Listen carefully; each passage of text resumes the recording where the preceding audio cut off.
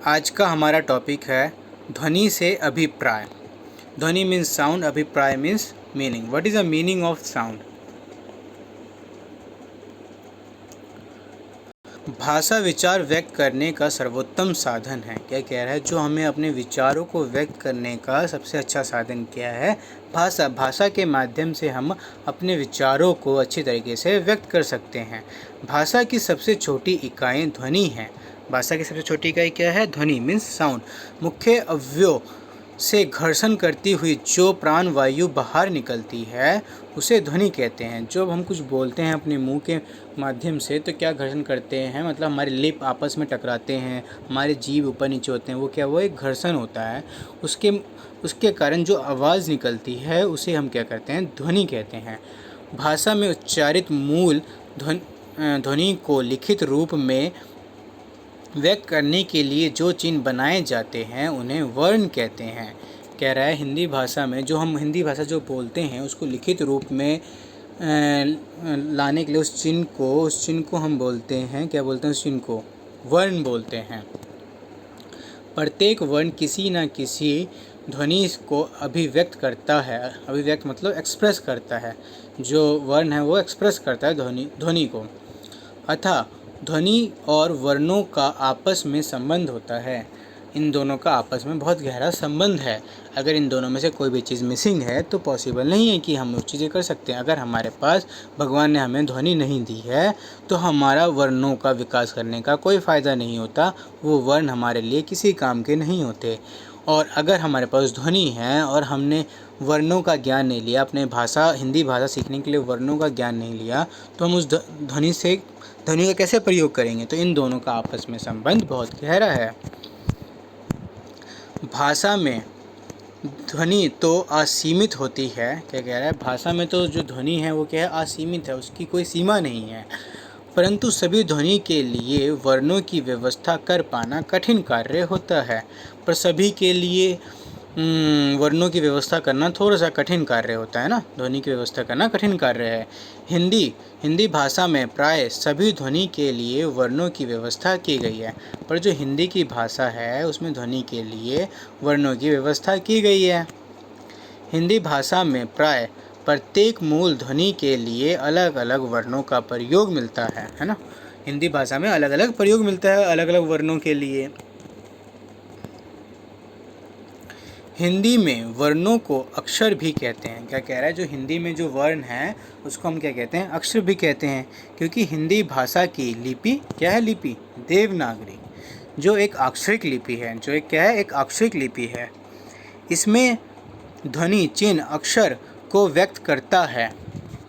जो चिन्ह है उसे क्या करता है? उस ध्वनि को व्यक्त करता है। जैसे हम बोल रहे हैं कमल, देखो उसमें कमल में चिन्ह व्यक्त कर रहा है ना, वर्ण आ रहे हैं ना उसमें, क म ल, है ना। तो वो चीज़ कह रहा है इसमें ध्वनि अक्षर को व्यक्त करते हैं जिसमें प्राय व्यंजन तथा स्वर मिले होते हैं। इसमें क्या होता है? स्वर और व्यंजन मिले होते हैं। जब मैंने कमल बोला तो कमल को लिखने के लिए का आया। का में स्वर भी है और व्यंजन भी है। स्वर और व्यंजन को मिला के ही का बना, तो इसलिए बता रहा है। इसमें एग्जाम्पल भी दे रखा है, जैसे क प्लस आ।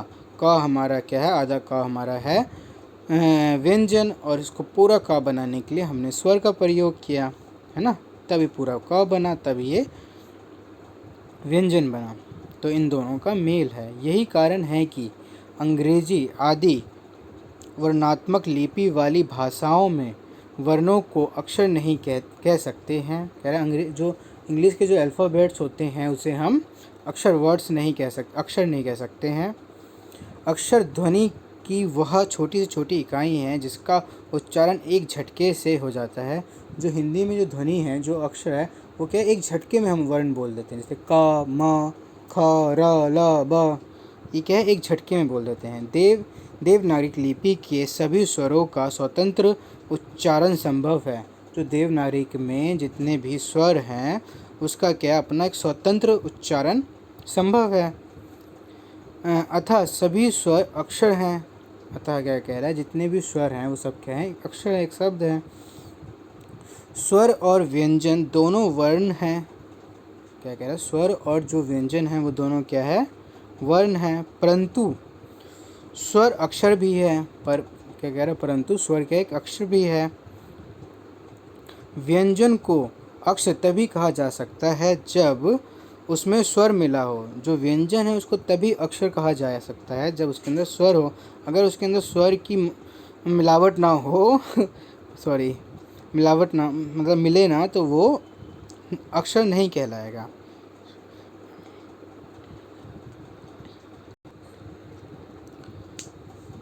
कह रहे हैं एक अक्षर में स्वर एक ही होते हैं। जो एक अक्षर होता है उसमें स्वर एक ही होता है, परंतु व्यंजन एक से अधिक भी हो सकते हैं। जो व्यंजन है वो एक से अधिक भी हो। फॉर एग्जांपल जैसे हम कमल कर लेते हैं, क म ल, ये सारे क्या हैं, व्यंजन हैं, एक से अधिक हैं, है ना। जो एक से अधिक हैं, अधिक भी हो सकते हैं व्यंजन में। जिस प्रकार बिजली के तार में करंट का पता प्रयोग के बाद ही लगता है। क्या कह रहा है, जिस प्रकार बिजली के तार में करंट का पता प्रयोग के बाद लगता है। कह रहा है कोई वायर है, कोई तार पड़ी हुई है, जब तक उसकी जांच नहीं की जाएगी तब तक पता नहीं चल सकता कि उसके अंदर करंट है कि नहीं है।